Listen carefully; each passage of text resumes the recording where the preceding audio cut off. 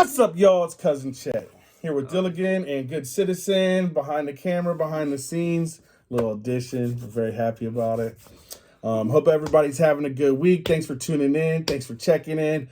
Don't forget to give me all that algorithm love somewhere along the line. Even if you hang out for a minute, just hit the like, share, and then go. I mean, thank you.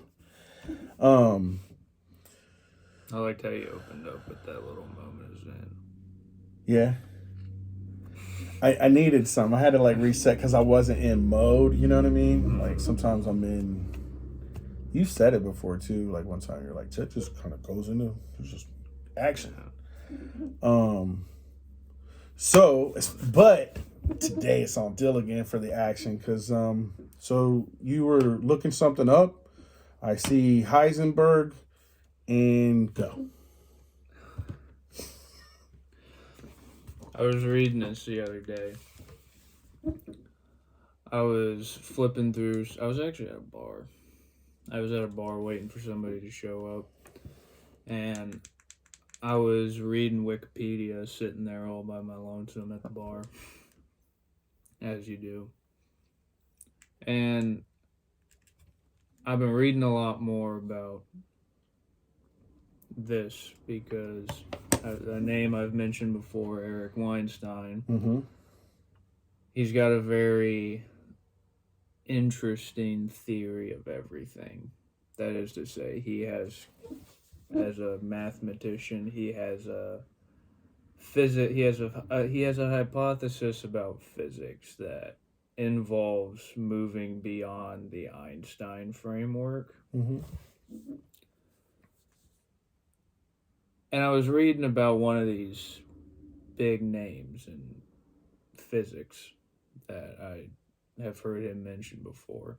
Because I was trying to understand more of the particulars. Like, what are the specifics of what Weinstein's trying to tell me about the physical reality of the world. Mm-hmm.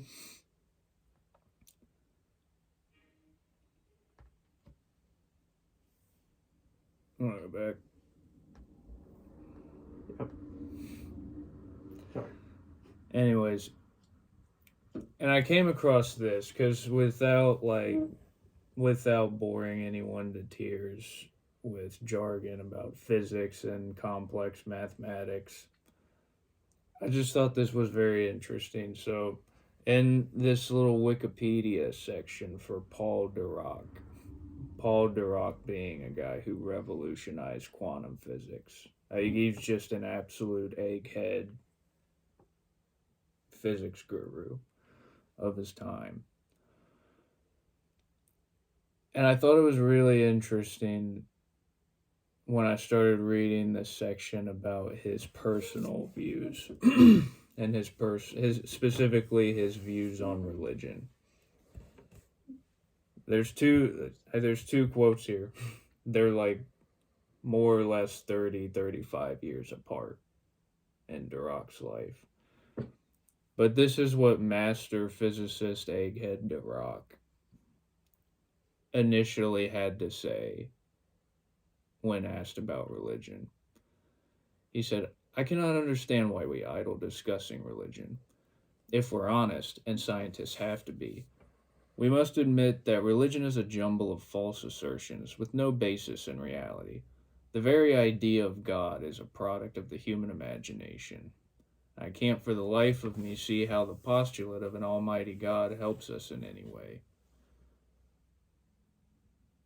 What I mean is, its ideas still convince us, but simply because some of us want to keep the lower classes quiet. Quiet people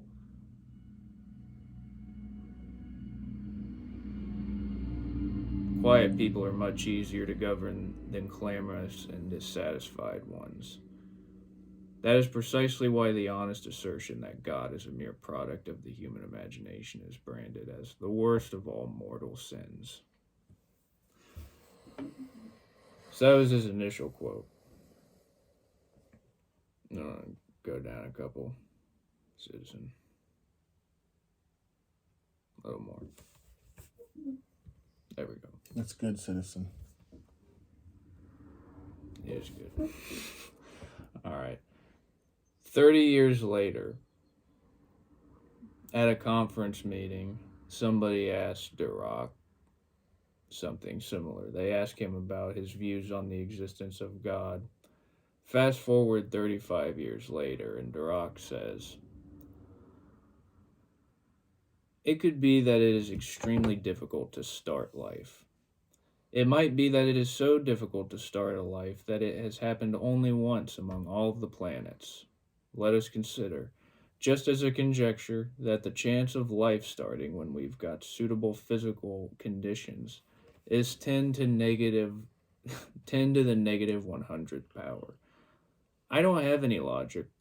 I don't have any logical reasoning for proposing this figure. I just want you to consider it as a possibility. Under those conditions, it is almost certain that life would not have started. And I feel that under those conditions, it would be necessary to assume the existence of a God to start life. I would like, therefore, to set up this connection between the existence of a God and the physical laws. If physical laws are such that to start off, life involves an excessively small chance, so that it will not be reasonable to suppose that life would even have started but just by blind chance, then there must be a God, and such a God would probably be showing his influence in the quantum jumps which are taking place later on. On the other hand, if life can start very easily and does not need any divine influence, then I will say that there is no God. Now, this is my question for you. What do you think changed For him? in those 30 years between between the young Dirac's explanation? Is there something specific that happened, or are you just asking for my, like, just general No, just sense generally, of... what do you think happened? Because I read this. I don't know what Yeah. changed necessarily.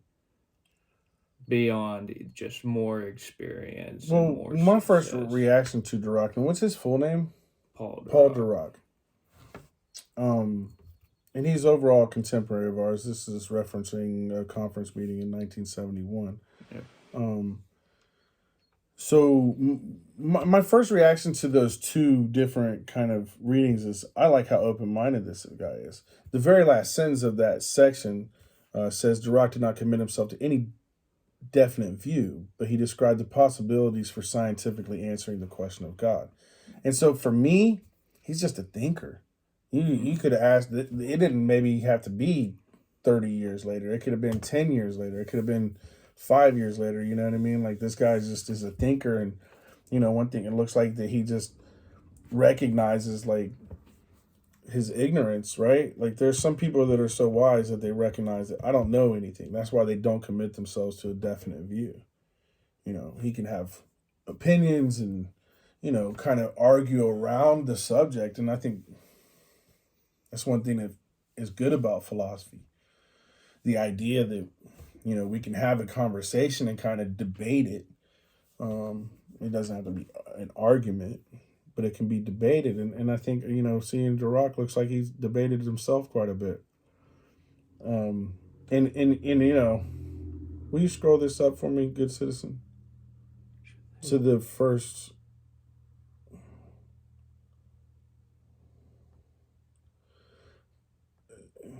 There you go.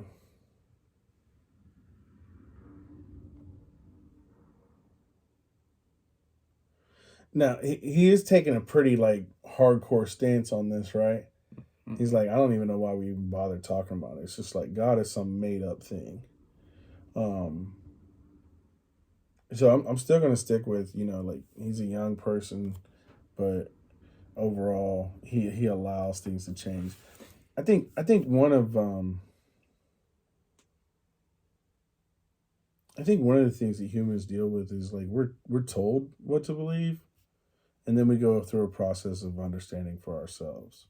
And I think many of us look up to our parents, they look up to our grandparents, we look up to our elders, the authority figures in our life, and they're like, this is what it is. And so we're like, okay, that's what it is. Santa Claus is real. Until one day you realize Santa Claus isn't real. And then you're on your own journey, See, Um, what stuck out to me between those two was his first statement is a social statement. mm-hmm. He treats it like a social question. And in the second one, he treats it more like a physicist. Mm-hmm.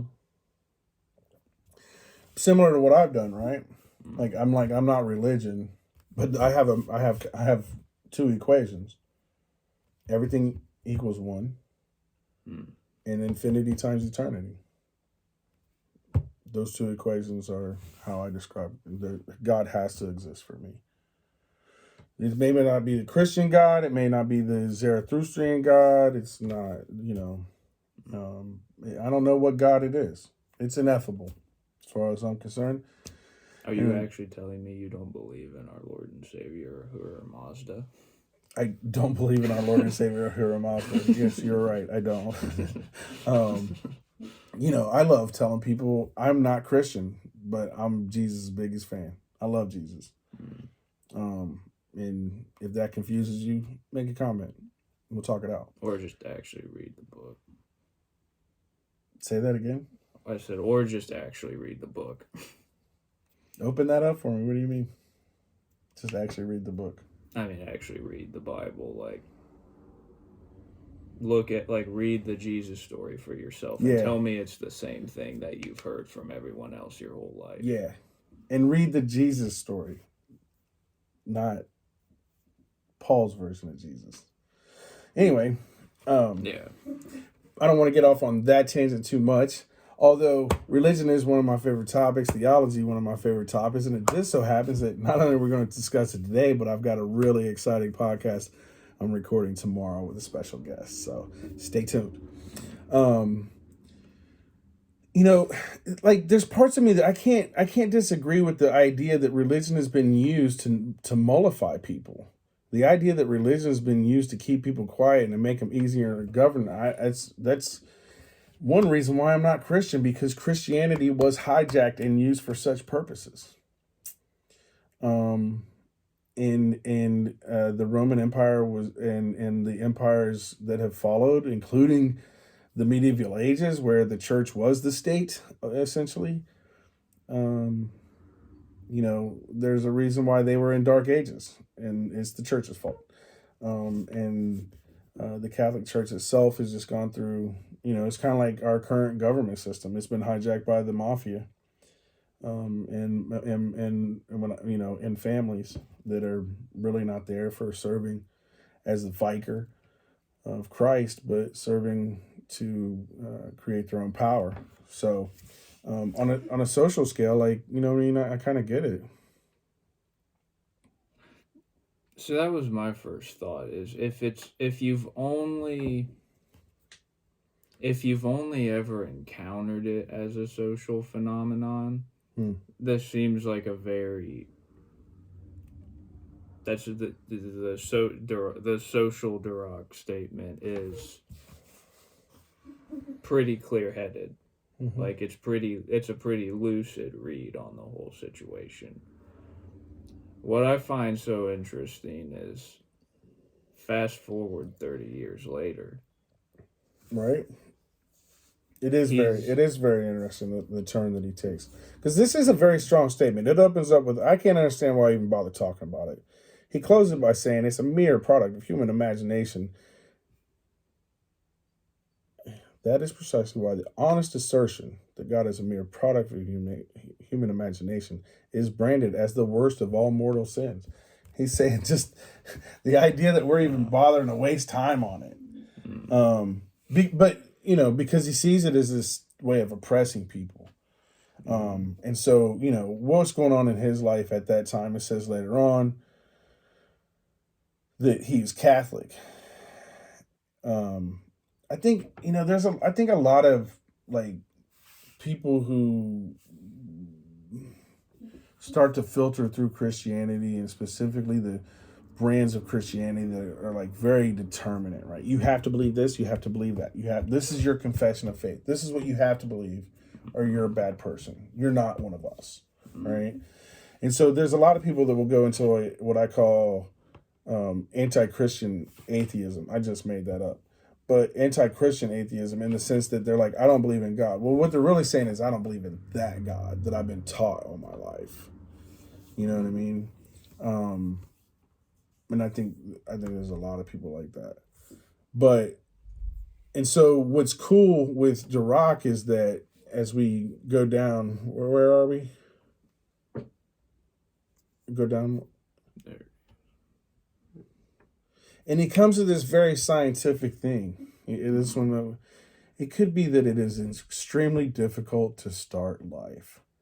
So somewhere along the way in these 30 years, he's thought about the miracle of life, right? Like, so far, this scientist has not been able to replicate it. Therefore, there's this missing piece. He's saying if we have an answer about that, I might have an answer about God.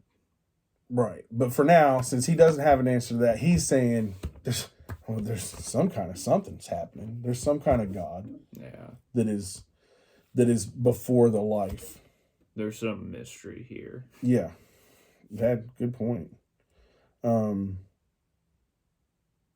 And I like that he's like, even in the most suitable conditions, the chances are 10 to the negative 100th power. So he's basically saying it's almost impossible for life to happen. Physical laws are such that to start off life involves an excessively small chance, so that it will not be reasonable to suppose that life would have started just by blind chance.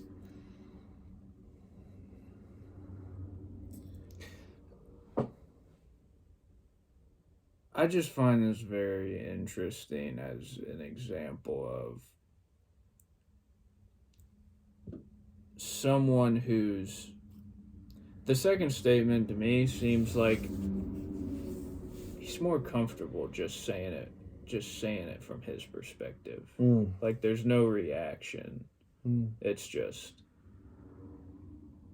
It almost reads like somebody who's kind of grown into themselves. Yeah. Back to back. It's like in the beginning. 30 years will do that for you. Yeah. Especially if the first one, let's say he's 20ish. He's still in grad school type shit. You know what I mean? He's working on his doctorate, or he's got his first teaching job as a professor, and now he's had 30 years of real life experience. Maybe he had some kids in between then. He's revolutionized. He might have had 30 years. Physics. He could have had kids and seen his grandkids. I mean, I don't know. I'm just saying there's a lot of life to be lived there. Yeah. In that 30 years. And he uses such a simple thing. You know what I mean? Like, okay, well, here's life, and it's kind of a miracle, so therefore I'm going to say there has to be a God. And he's kind of like me. He talks in really definite terms. He's like, I argue against me. You're going to have a hard time because I got a good case. Because he closes it off. He's like, we can argue about it, but you're going to have to show me that we can create life. Otherwise, there's got to be some kind of divine influence. Yeah. Anyways, I found that very interesting. Because I think it speaks to, if you only experience a thing as a social phenomenon, it's like that's all the meaning it's going to have. But if you experience it from kind of a more forged perspective. And it's almost like you're saying a personal experience. Yeah. It's individual. It's what's your perspective on it, not what's your opinion compared to everybody else's and how it relates to this circumstance. And there's always this scenario hanging over your head, so that it's just, what do you see? Yeah. And it's very it seems like he kind of grows into that. I think that's a really good way of seeing, especially those two quotes. I'm glad that you highlighted that for me. Because I agree with you that first one is very social. It's like, look how it's socially used. Look at the social impact. Yeah. And he sees it as a negative social impact. Yeah. It's kind of cynical. He's like, you're only asking me as a in a social he's cynical in context. both of them, though. Even the second was kind of cynical. It was kind of like, well, you know. It's very pointed. Yeah, I think it's kind of it's cynical in the sense it's like he's still a little bit like, oh, we got to talk about this again. You know what I mean? So I'm not sure that he's still like a big fan of talking about God. Almost like he has this written out on a business card. Yeah, this is his elevator speech now. You know what I mean? For when people ask him what he thinks. Yeah. You know, he's like, oh, let me whip out my elevator speech. Well, and see, that also has the effect of just like putting everybody at arm's length, because that's a tough argument to come. You know what I mean? Like, where do you go with that? Like, if you want to debate God, he's kind of open and closed the debate. Yeah. He's like, oh, you try to set me up with this question. Shut the door. While also dropping, like, something to really consider. Yeah. You know? Like, who cares about religion? Let's talk about God for a moment, and the fact that there is this miracle of life, and the fact that, like, what precedes it? What is the magic before? And when you finally, like, when you get an understanding of, like, how this guy revolutionized physics, specifically quantum physics. So it's like, if you're operating off the principle that, like, hey, universe has stuff in it, stuff has to be made of other stuff fits together. So it's like, it kind of starts looking like the universe is made out of Lego blocks. Mm-hmm. And the quantum physicists are the ones that are trying to figure out, okay, well, what makes some Legos stick together? Like, what are the Legos basically made of? Can we back up and can we define quantum physics, quantum theory? Yeah, that's basically what I mean by it. It's like the smallest amount of stuff. Like the smallest particles, not... So I was right earlier when I said quantum means small. Yeah. Yeah. Well,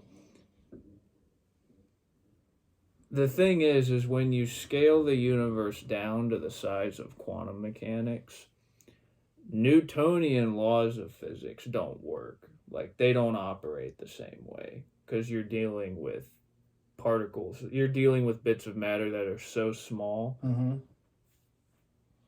radiation waves will push them around in a vacuum.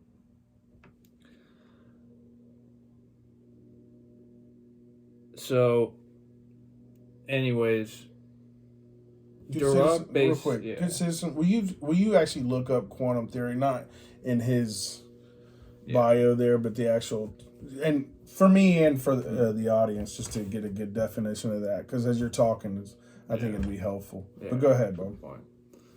But Dirac basically was the guy who came along and created a measuring stick, so that not only could people take all the Lego pieces apart, but when they break the individual Legos up to see what it's made out of, Dirac basically kind of set the metric for, okay, here's how we measure what Lego blocks come out of the smaller Lego blocks. So, quantum theory is the theoretical basis of modern physics that explains the nature and behavior of matter and energy on the atomic and subatomic level.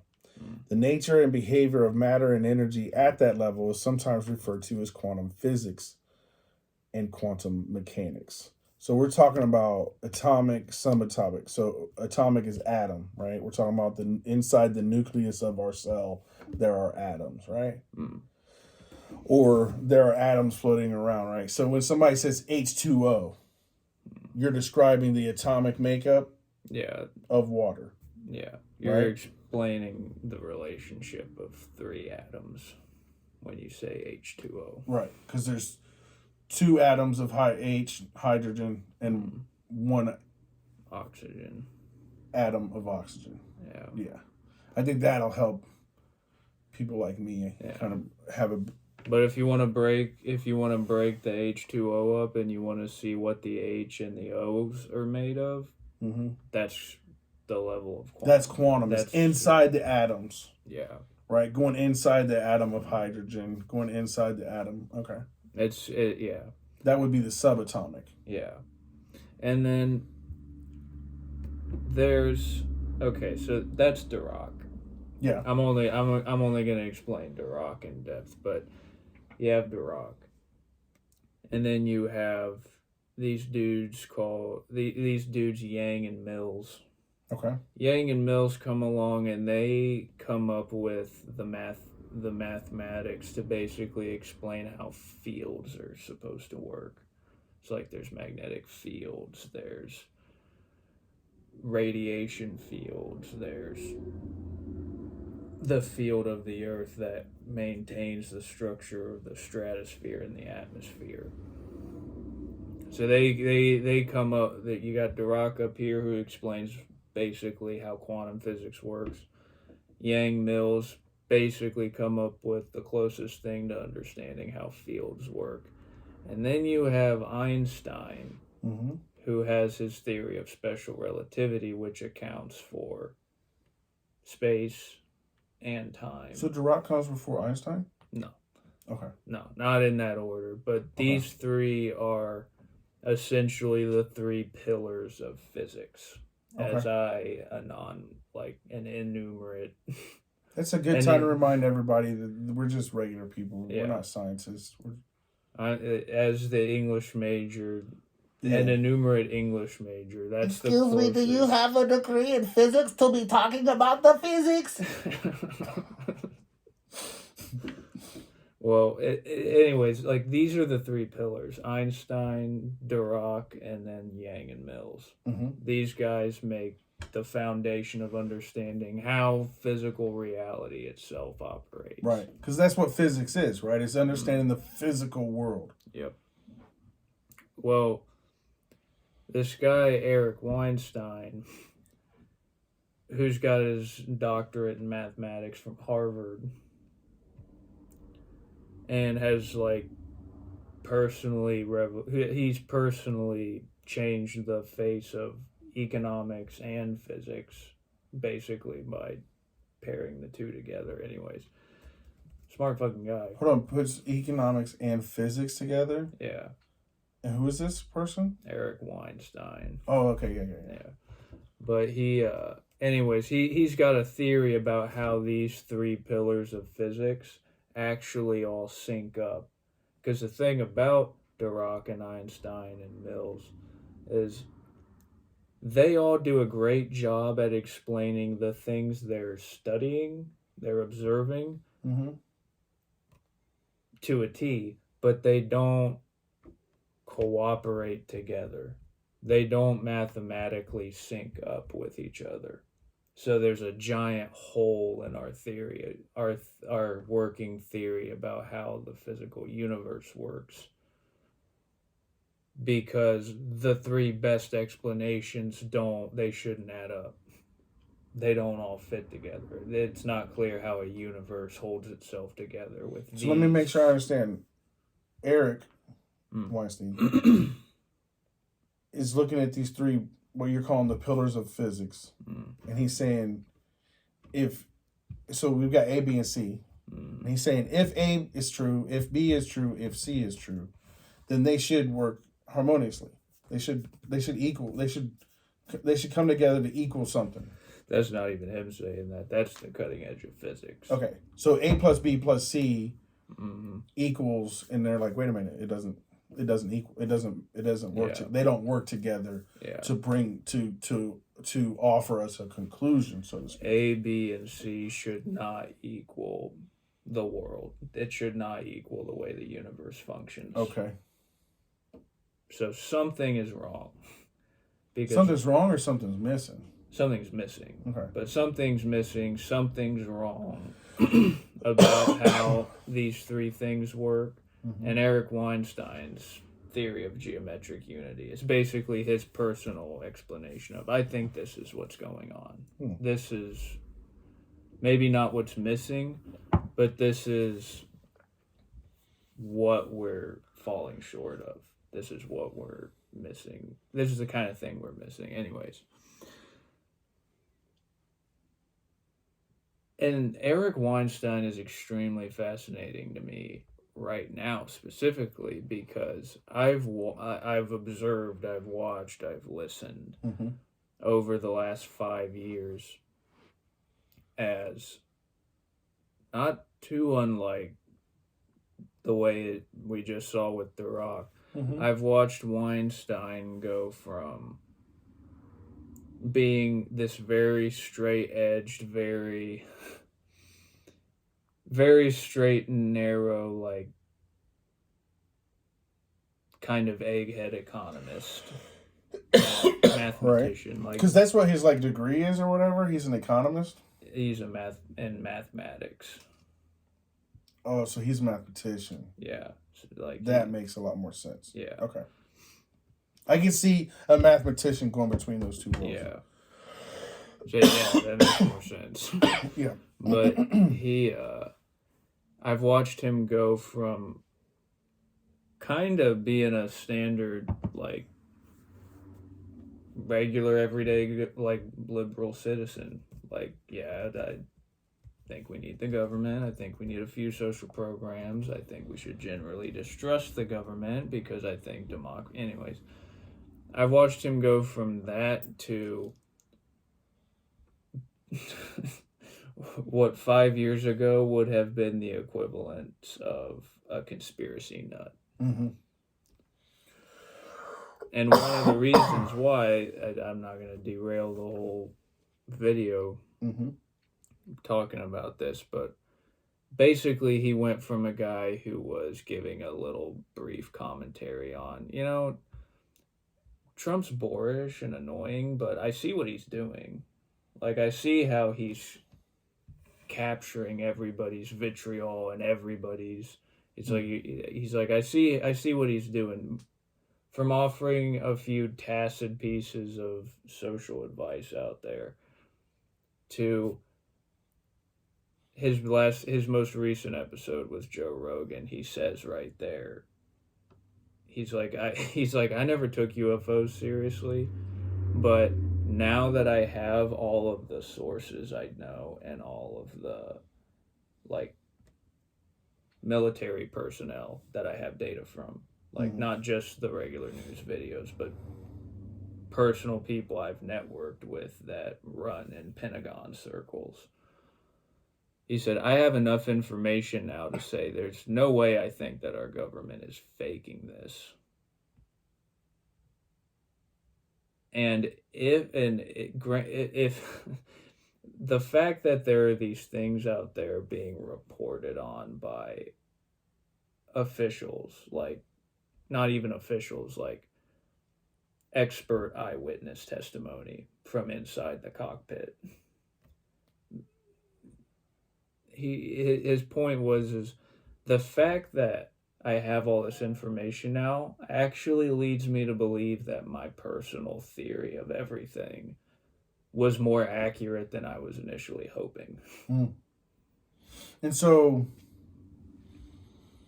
can you help me understand what his theory of everything? So, first of all, when I think of the theory of everything, I think of Stephen Hawking. Didn't he write that book? Yeah. And so I think he's mostly framing, like, what a theory of everything is in that book. What's up, good citizen? Were you about to say something? No, just I pulled it up. Word. So because you don't mention, you mention your three pillars, which are, we just had his name. Dirac, Einstein, and then you said Yang Mills. Is Yang Mills one person? Is that just like a hyphenated life? This is two people. Yang and Mills. Okay.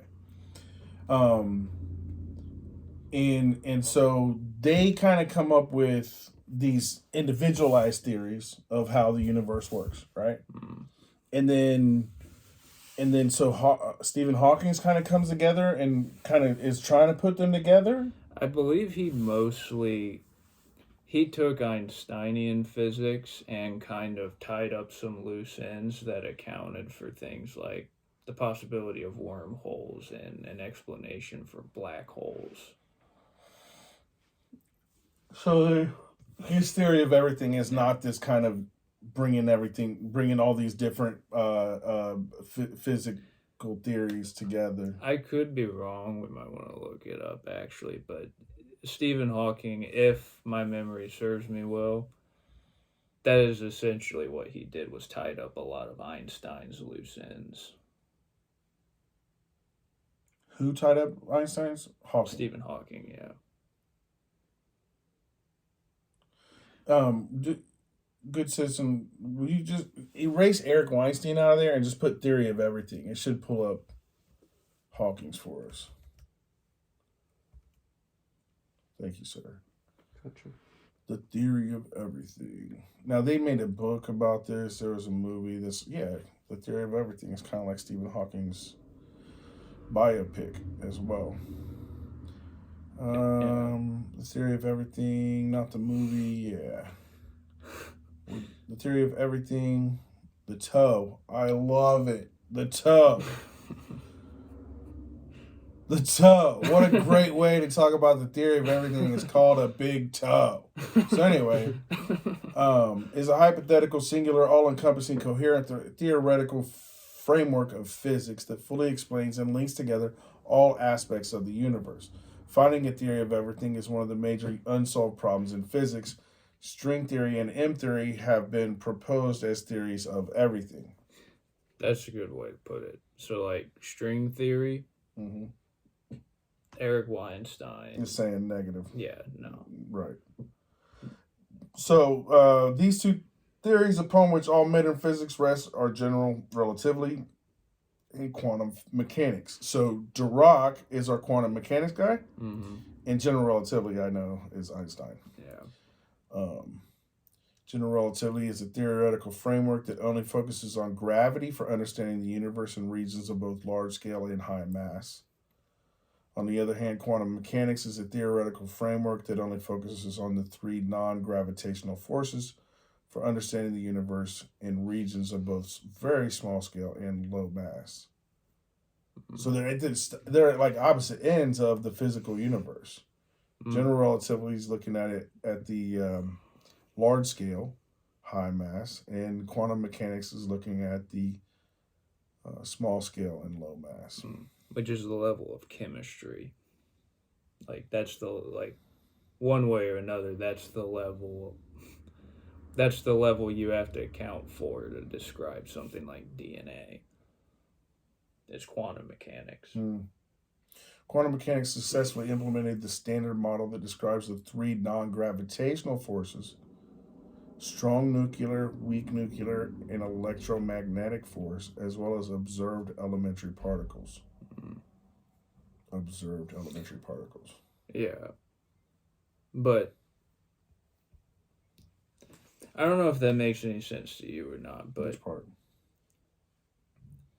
Eric Weinstein, I find out about Dirac through Weinstein, but it's like there's something between the two that my brain like linked up, sitting by my lonesome at the bar. It took me the last. This guy's going to the bar going, quantum physics. Go ahead. But, Fucking nerd. But I'm just kidding. It's cool to be a nerd. Yeah. You heard Nerds it here, rule. You heard it here first. Ask Bill Gates. Yeah, really. But ask Elon. Nerds rule. Go ahead. There's this weird link between the two. It was like this weird aha moment of these physicists, these mathematicians, these people who study the known world. They study whatever it's possible to know. That's where they go first. Anyways, but there's just this. You said it earlier. There's like this open-mindedness, which comes. That seems like it comes with taking reality at face value. Well, I think to be a good scientist, and I'm going to speak as a non-scientist, and I think this just goes for the way I approach life, is to be open. Like, if you're walking around with a cup talking about it, my cup's full and I've got a lid on it, then what are you learning? You know what I mean? And I think an intelligent / wise person realizes that I'm limited. I can't know everything. I'm limited by my 5 senses. I mean, how many hundreds of years ago did people not realize there was such a thing as DNA? How many years ago before the microscope did we not realize there were cells with these subatomic things that we could actually study? You know what I mean? Our senses couldn't tell us. And if we go by today's standard, which is it must be empirical, well, to me that's no different than the Pope ostracizing Galileo. You know what I mean? It's to me it's the same exact closed-minded, oppressive fucking BS that people in power sometimes do. Because they don't want the status quo to change. They want whatever they have in their mind to stay the same. And unfortunately, like, it doesn't. Not unfortunately. Fortunately, it doesn't stay the same. We continue to learn. That's what makes humans great. Remember, there was a time we didn't even know how to make fire. Can you believe it? Yeah, those are the... Could you imagine the learning process it took to put that computer together, this phone? I mean, come on, man. It's a learning process. So if you don't, I think when you close that door, when you put that cap on your cup, and you're like, no, Galileo must die. Then you're just retarding yourself. Well, and it's like, to me, it speaks to this...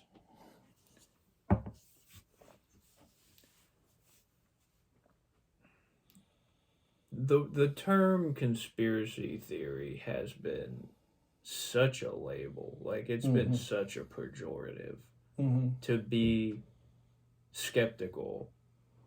It's being used as a form of censorship right now.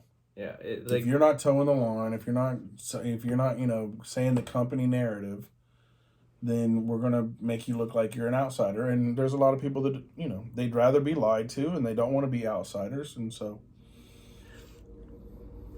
But it's like, this is so interesting to me, partially because for Dirac, it was like, after a lifetime of staying open-minded to all the possibilities, because you'd like to get it right, you would like to know you knew what you knew. He kind of has this shift in his religious frame of reference in a very similar way to what I've seen out of Weinstein. But for Weinstein, it was God was conspiracy. It was like, I really doubt that is happening. It goes from, I don't see what the social benefit is of even like lingering on the question to there could be something here. I'll give you that. There could be something here. So what I'm seeing a small pattern for you, which is that you are attracted to these people who evolve. They're in their life, their philosophy evolves over time. And because I know that you have a very strong Christian upbringing, and I know that physics is something that's been of interest to you for a while. How do you, and what has been your personal, I know you're still quite young, but what has been your personal evolution as you've kind of merged those two? Because they're both trying to answer the same thing, right? What the fuck is this? Oh, now we got to beep it out. Non-monetized. Oh my gosh. But anyway, you know what I mean? Like, the question is, what the fuck is this, right? Like, why, right? And I saw Elon was, I saw a clip of Elon, and he was talking about that he had an existential crisis, and he's asking all these why questions, and he kind of starts talking about the Hitchhiker's Guide to the Galaxy, and the answer is 42. Happy 420. And he comes to this conclusion. It's not about asking why. It's about asking different questions. Because he says, and I've never checked out the Hitchhiker's Guide to the Galaxy, but my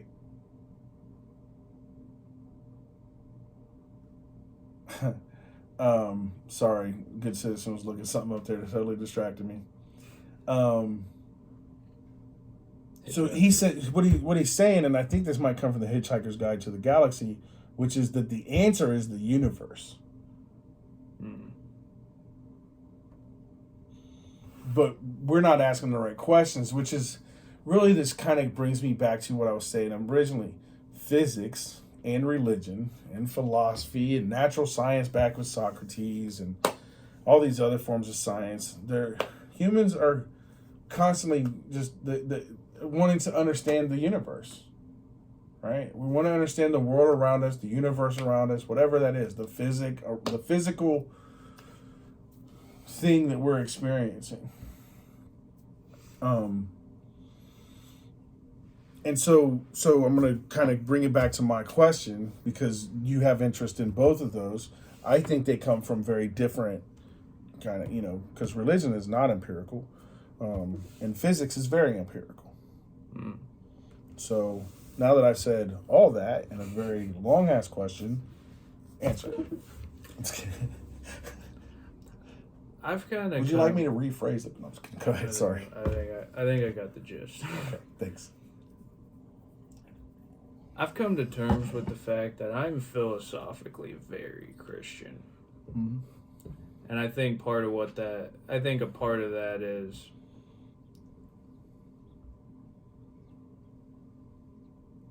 philosophically the way the Christianity I saw,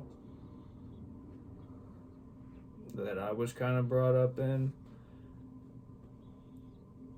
If I'm looking at it in pure philosophy, what it's recommending is very practical.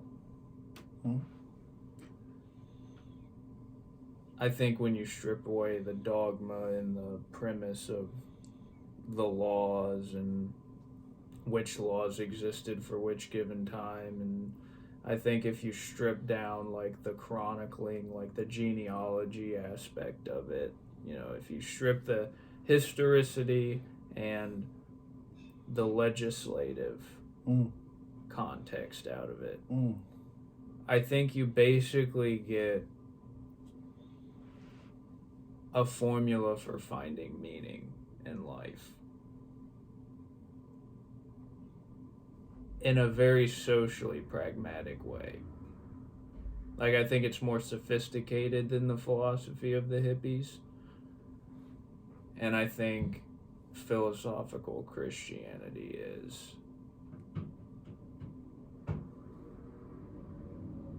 much looser. I think it speaks to a more empirical open-mindedness of spirit.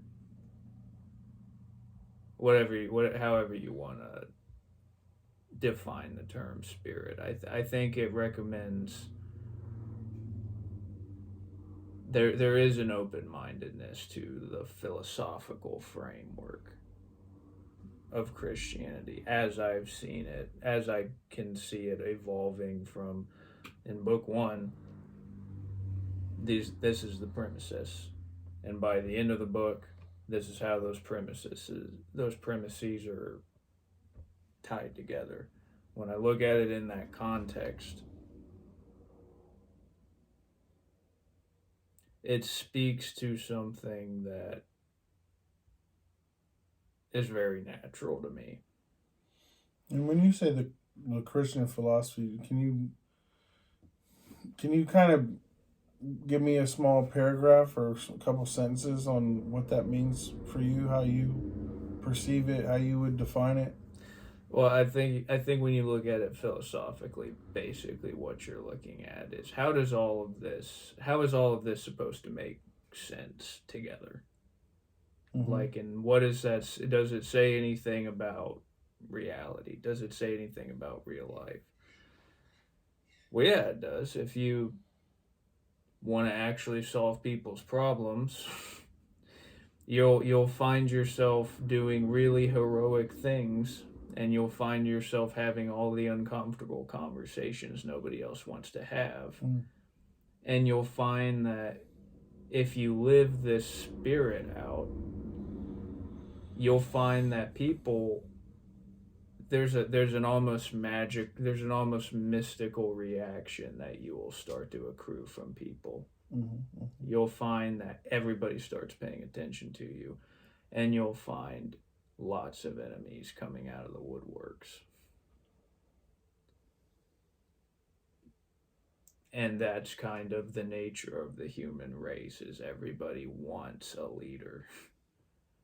One way or another, the most individualistic person in the world desires a leader in some way. And if you just live your life as if, hey, this is the way to solve people's problems. In other words, what I mean by philosophical Christianity is like, okay, what is the worldview? What is the mind? What is the worldview of Jesus? How does Jesus pull off everything he pulls off? Like, and your answer to that would be?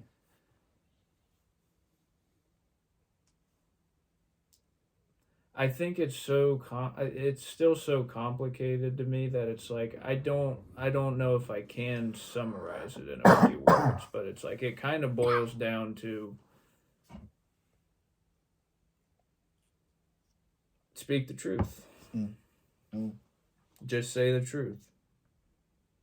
In all things, in all places, at all times. Never say anything you don't mean.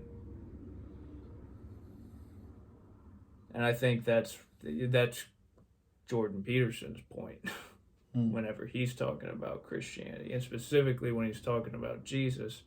That's what he's speaking to, and that's what it's so natural. It fits so seamlessly into the best relationships I've had with other people and in different contexts.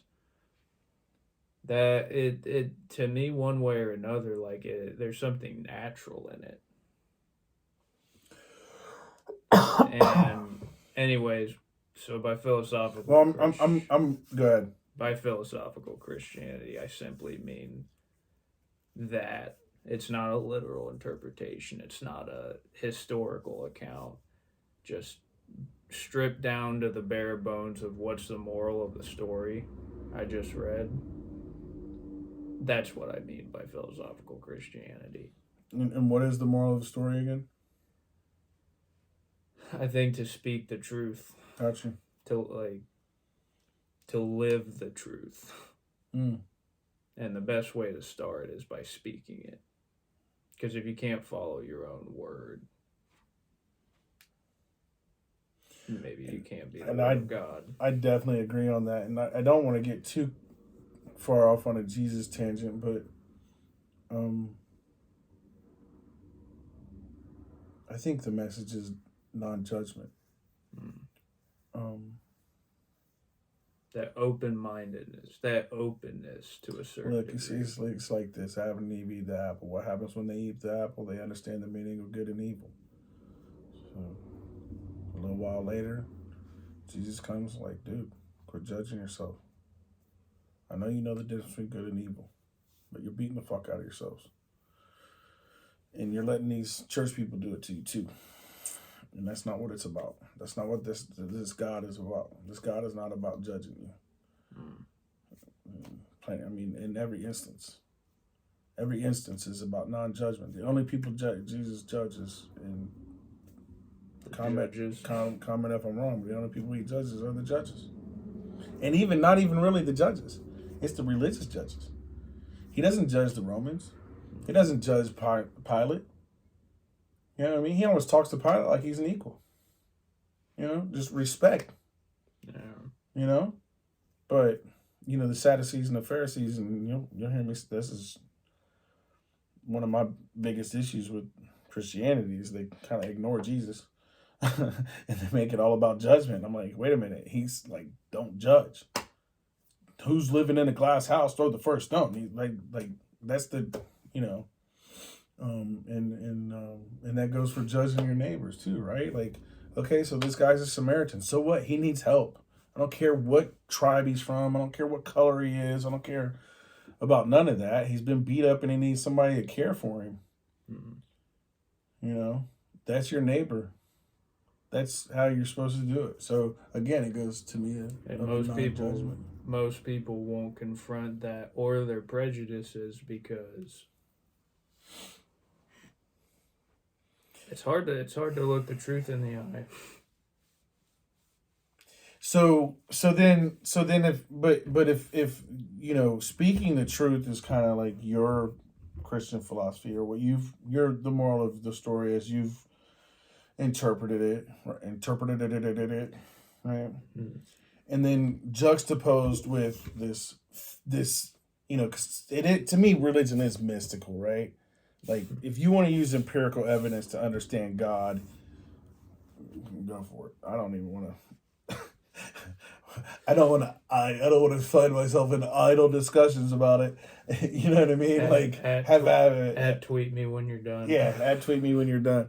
Because I just don't, you know, to pretend that like only empirical exists and therefore that's the basis of all knowledge is I think a really ignorant choice to make as you pursue knowledge. But physics is a science that is very much about the physical world and therefore about empirical, what I can see, touch, hear, taste, smell, blah, blah, blah. Right? Even though I don't think there's any real empirical evidence of Einstein's theories. There's a few. It just makes sense, like, as people kind of come together. I mean, how can you claim that gravity is this field and that the planet sits there and it creates this dip? There's no, you know, the conjuration of you can cut the universe in like these layers of paper.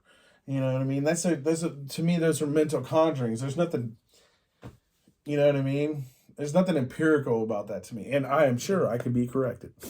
I was going to say you can observe big bodies in the universe warping starlight. Okay. But the point being is, like, yes, they are all constructs. Yeah, let me back that up because I really am not knowledgeable enough to say. Well, you're half right. I mean, these are models. Like I was saying in the beginning, it's like, if I'm talking about quantum physics, best example I can give is universe is made of Legos. Right. And when you take all the Legos apart and you have one little individual Lego, you fucking snap it in half, and then quantum physics is inside trying to see, okay, what's the actual Lego made of? Right. And really my point was looking at one, you know, again, these two avenues of understanding the universe.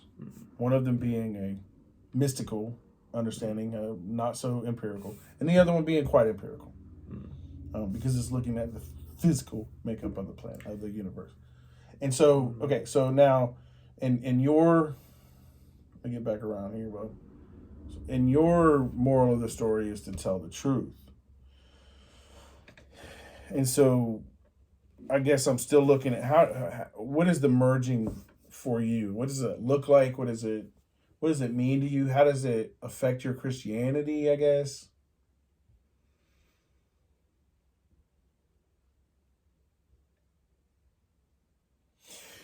Can we take a commercial break? Sure. This commercial break is brought to you by legalized marijuana. If it's not legal in your state, please write your senator, congressman, or whomever we need to get a hold of. Because no one should go to jail for marijuana. And can you get this to work? Thanks. And back to the show. I've said this before, I know. But I have a real hard time relating to people that are uncurious. Like a lack of curiosity to me is, it's hard for me to understand how, like, where that comes from. And one of the reasons why I bring these things together is because religion, the easiest thing in the world to have an opinion about. Theoretical physics, the hardest thing in the world to have an opinion about, or to feel like you have one about.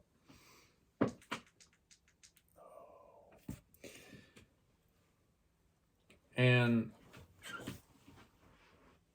Go ahead, Bob. that's the other thing I appreciate so much about Eric Weinstein is this sentiment I've heard him express over and over and over again, which is it basically boils down to piano is not as hard to learn as piano teachers want you to think it is. They're like, people don't have opinions about theoretical physics, and people feel illiterate when they do talk about theoretical physics partially because it's such a dense, obscure subject that nobody really feels prepared to read an article about it and then generate an opinion. You don't have to have the truth, but you just have to say the truth. Like you have to have your side of the truth. So,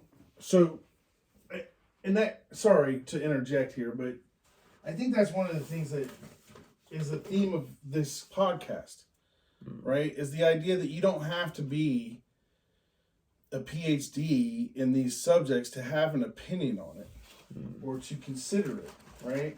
Yeah. You just have to genuinely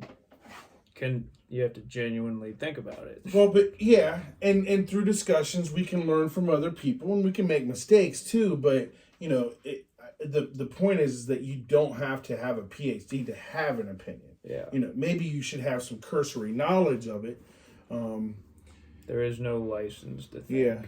So apparently, sorry, this podcast is getting a little off rails because I don't want it to end, but here it is. Sorry, go. I just realized the battery was yelling at us. So just remember 102 is the minute in case you're gonna. There's no gonna be, no. Okay. Not yet, unless Chap wants to do it. Will you plug that in? I mean, unless we find an editor. No blood, no foul. Right. So anyhow, but I was.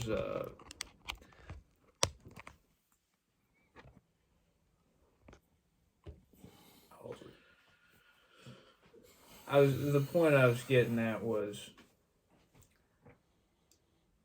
I wish people found it easier to have a casual opinion about theoretical physics in the same way that I wish people would do the inverse.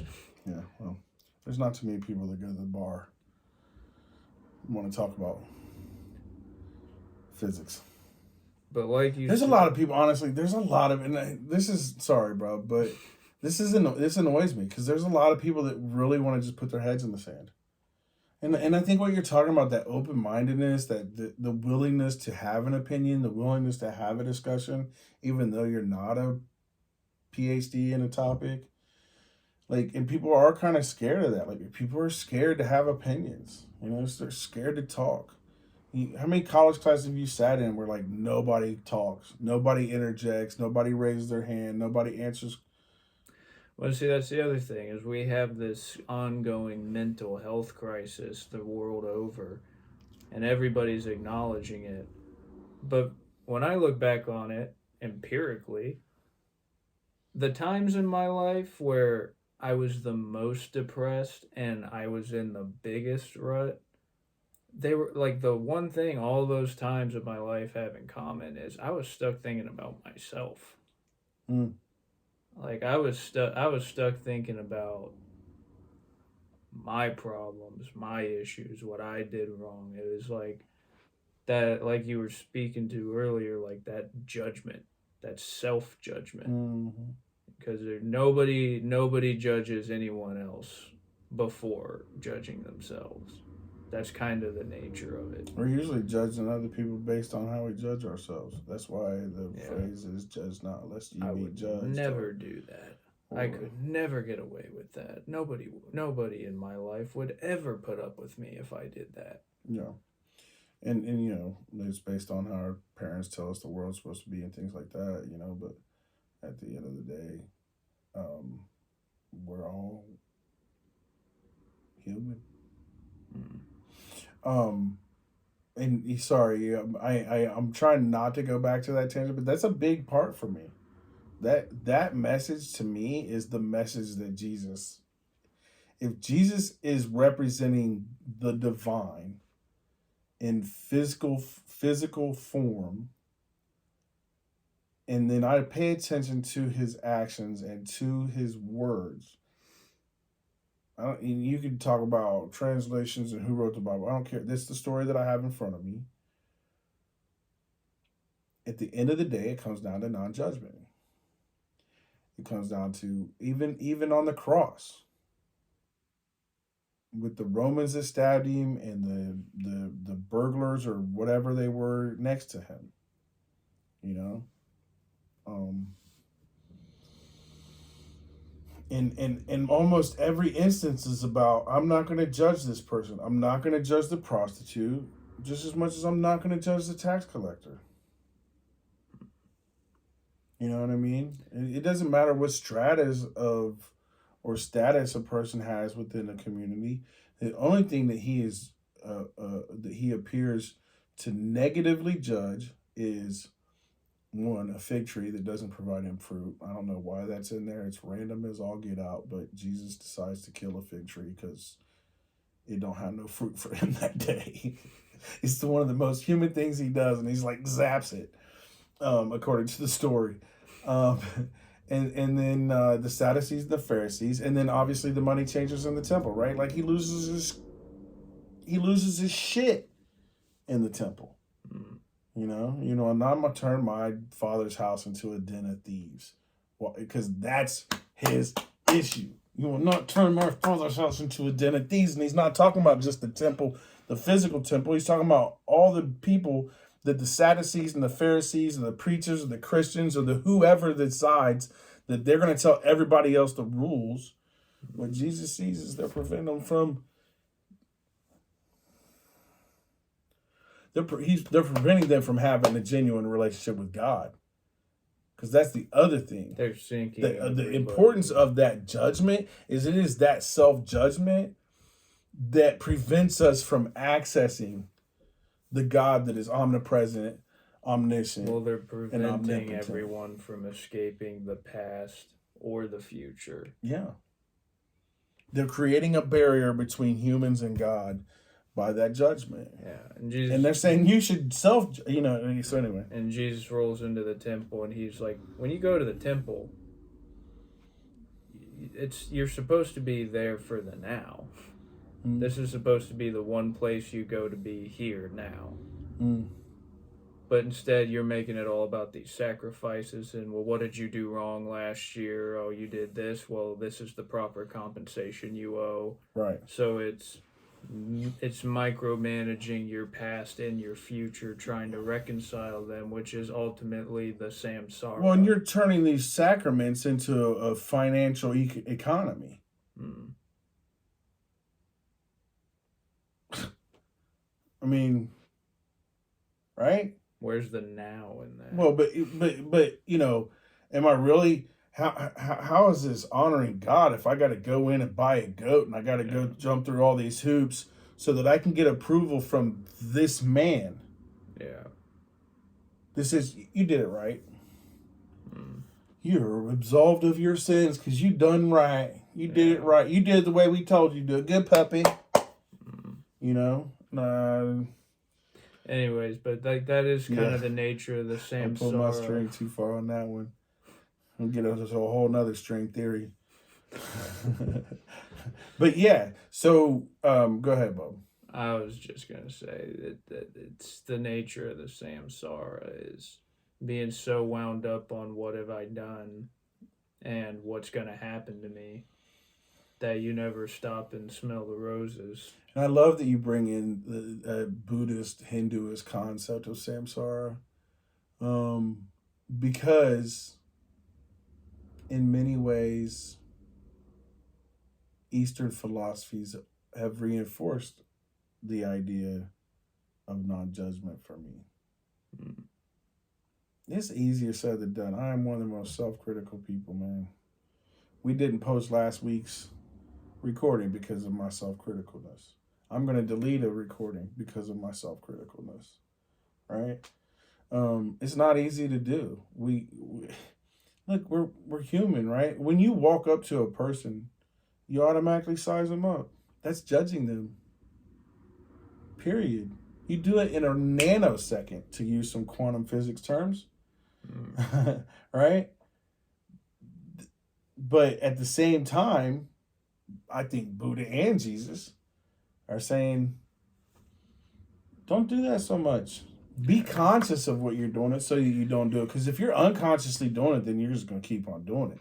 But once you become conscious that you're doing it, you can't find the truth without some judgment. But you can't afford to equate the judgment with the truth.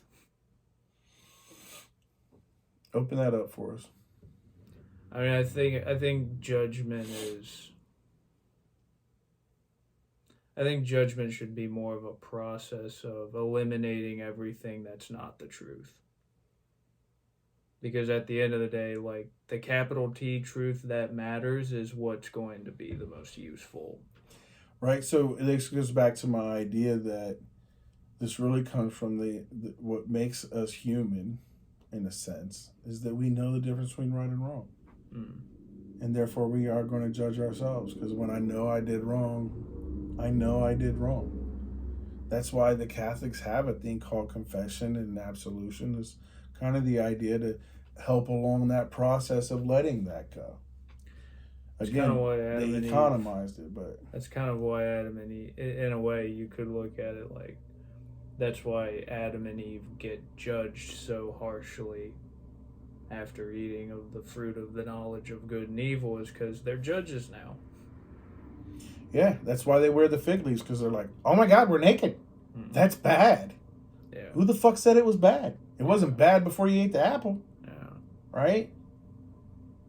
It wasn't bad before you ate the apple, but now that you've eaten the apple and you have this knowledge of good and bad, and see, to me, most of it is human judgment. God does not judge like us. God does not judge like us. If there's anything that Jesus taught me, God does not judge like us.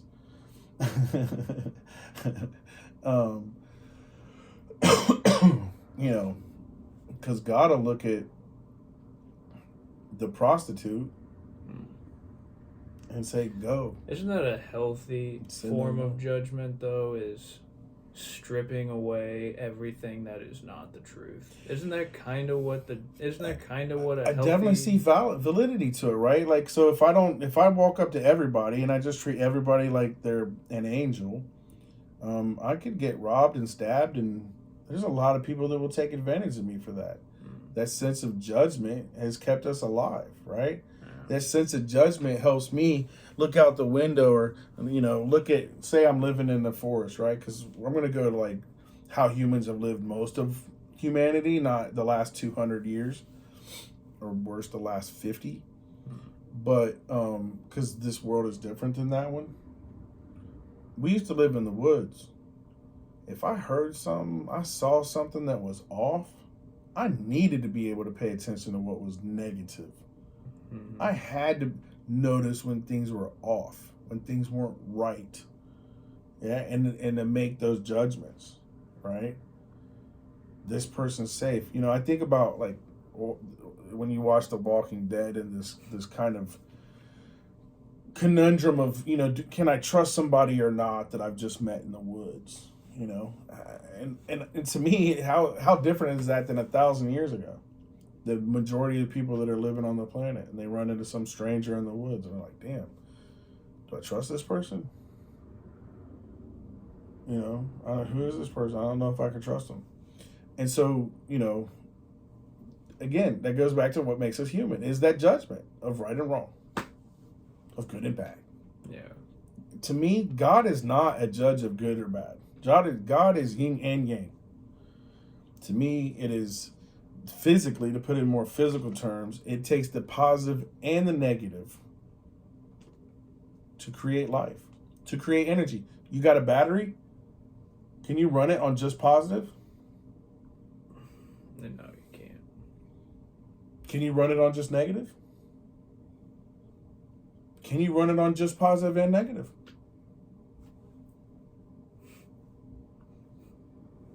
I think the answer is no. I think you still need a ground, right? That's true. Right? Yeah. So it's not even just the positive and the negative. You still need the ground. So anyway. And I think the truth is a circuit board. A circuit board that functions to its full capacity. When you say the truth, like, what do you mean by the truth? Like, is this red or is this green?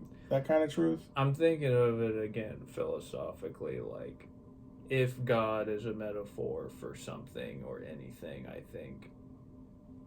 I think of God as being a metaphor for the capital T truth, which is how the universe would look to you if you could see and understand everything all at the same time.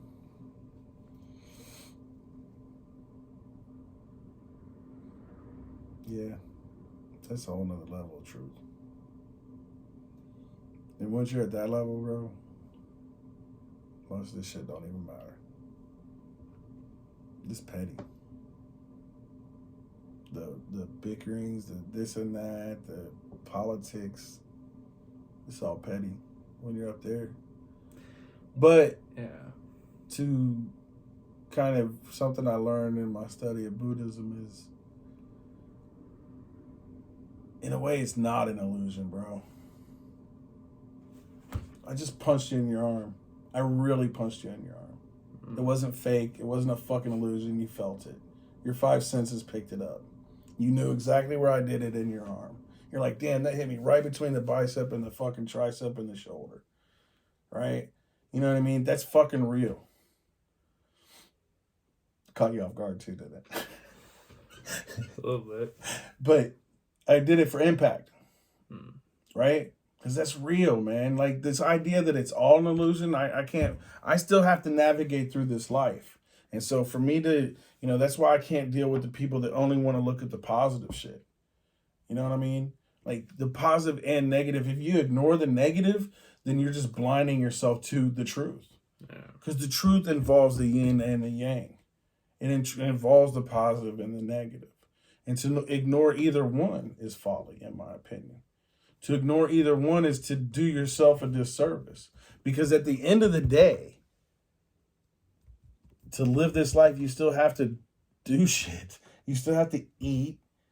You still have to sleep. You still have to, find your safety. Yeah, and I guess since you were asking me about it earlier... You want to punch me back?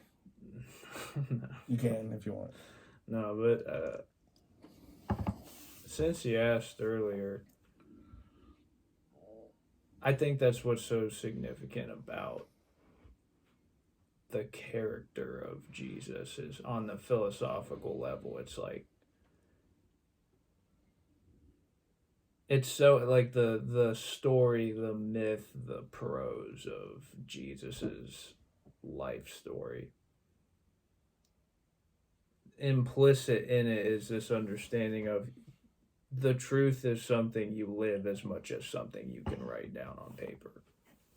In fact, it's probably more something that you only experience by living it out. And I think it's implicit because that's the role Jesus ends up taking, is this is the guy to emulate. And the effect of that is so mystical, you can mystify entire nations. Yeah. With it. It is very powerful.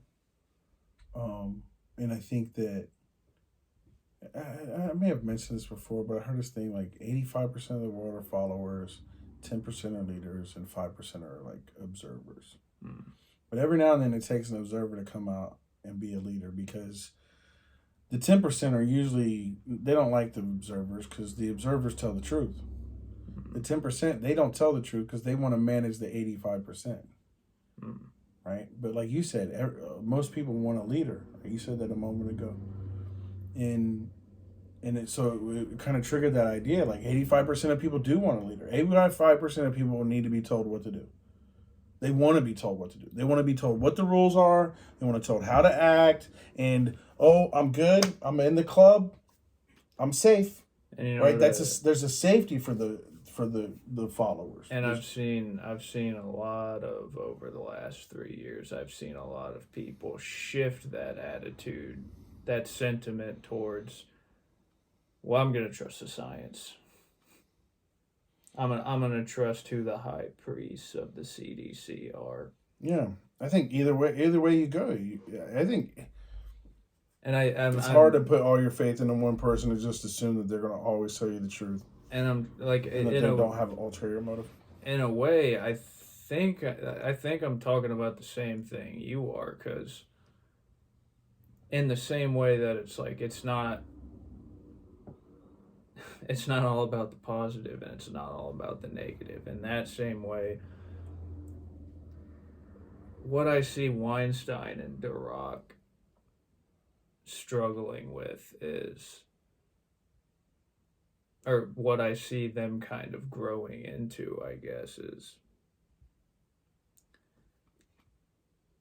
I feel like there's little to no reverence for religion, because it's very easy to have a high opinion about a certain religion. It's very, very easy to have a low opinion about someone else's religion. Mm-hmm. To me, that speaks to a low reverence. That to me seems very lowbrow in a way, because there's no sanctity of,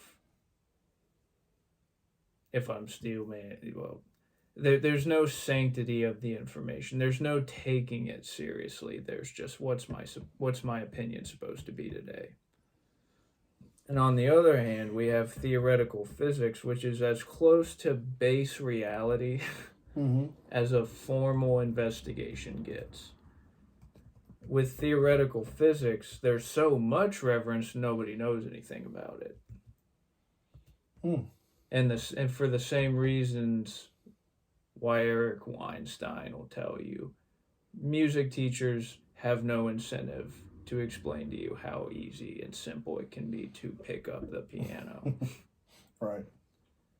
And it, like, ultimately, it comes down to like this prolific self-judgment. Mm. It's like this contagious self-judgment of, well, I don't have a PhD in physics. There's no way I can understand it. Never mind that there's endless hours of podcasts and freelance articles and Substack writers and free thinkers. It's a tall order to have to sift through all the charlatans to find them sometimes. But it's like,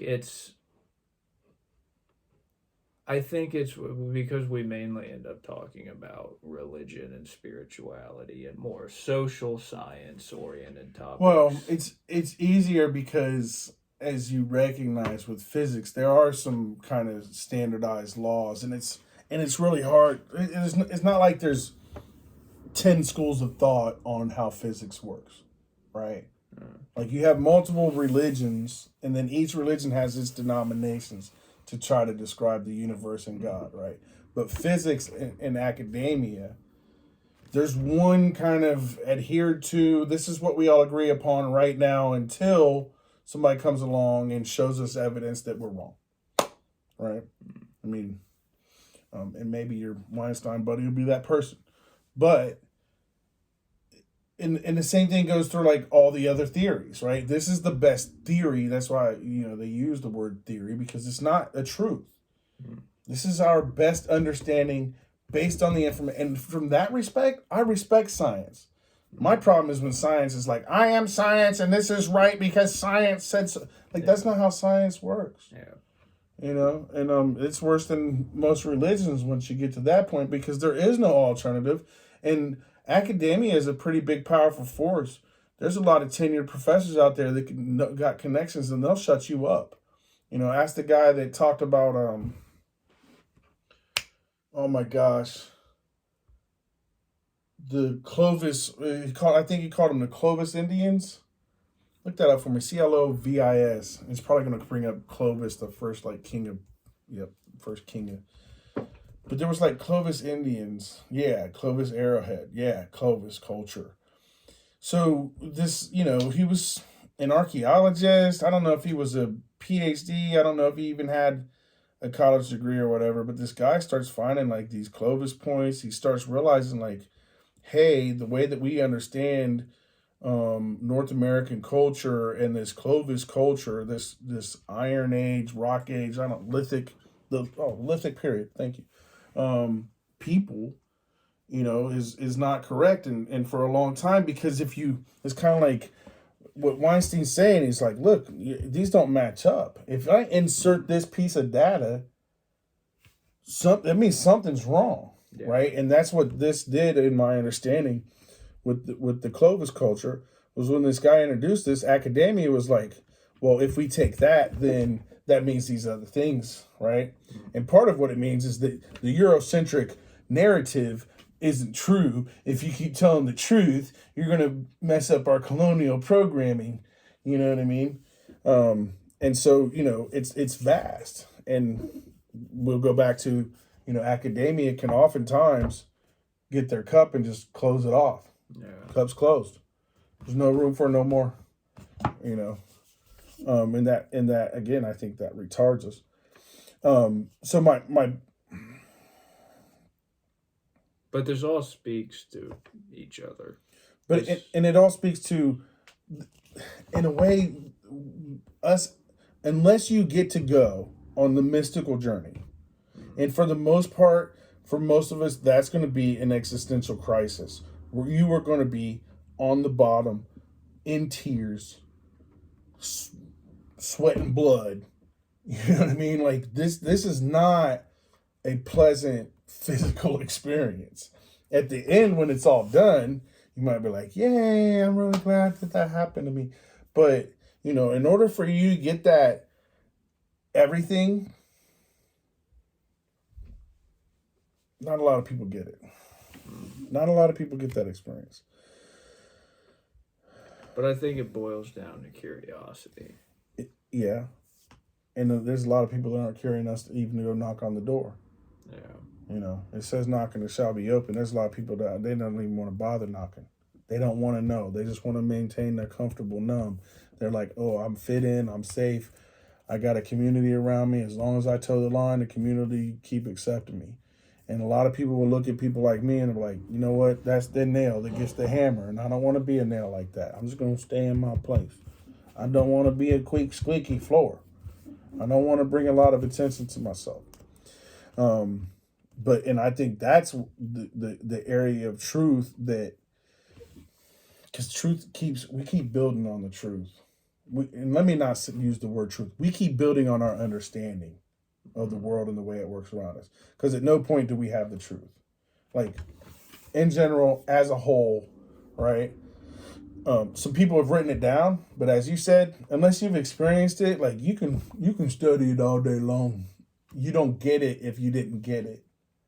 You may be able to academically understand it and use academic frameworks to, you know. Can you live it out? But can you understand it? Can you feel it? Can you really grasp it? No, you cannot. It's ineffable. Ineffable means that you can't write it down. Because ineffable means without words. That's why it's one of my favorite words. And I love words. And so, but let's go back to quantum physics. For the most part, good citizen is all right. For the most part, like that is empirical. We're building that knowledge based on what we can empirically see. I think the truth lies in both. The truth is we have to create space for the ineffable. We have to create space for the miracle. We have to create space for, I don't care what you want to call it, whether you want to call it God, higher power, the universe, you know. And, one kind of final thought is when I look at science, man, science can be biased. I know a lot of people in college that went to write papers and they picked a topic that they knew they could make it happen. They could make the information support their hypothesis. They could fudge a few numbers. And you know what? There's a lot of things that seem kind of similar, Universe. What does that mean? One verse? One word? Is that the word? Right? You see the overlap there between this and then we talk about the Big Bang and we look at, this is when the word was spoke, obviously. It's almost like science is trying to support the biblical scripture in some senses. You know what I mean? And is that a coincidence or is that reality? Is it the truth? I don't know. I'm just asking. But I think you can't say they don't have anything to do with each other. No. And I mean, even when we look at genetics, where's the scientific Eden? The biological Eden, do you know? You're talking about that. Sounds like you're talking about Kabbalah now. Kabbalah? Yeah. You mean the physical place? Yeah. My best guess would be Antarctic. The biological genetic Eden is in Eastern Africa. It's called the Great Rift Valley. And that's where they say that not only humans, but like a couple of humanoid type species came from. And we migrated out of that space. It's called the Great Rift Valley. And when they do the genetics, they go back to it. That's the genetic Eden.